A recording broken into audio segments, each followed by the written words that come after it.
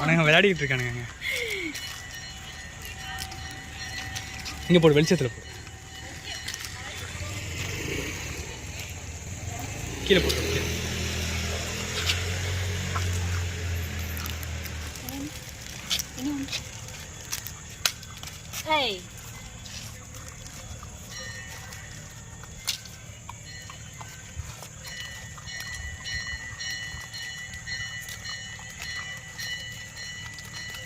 உனக்கு உன் ஹஸ்பண்ட் தான் கரெக்டு.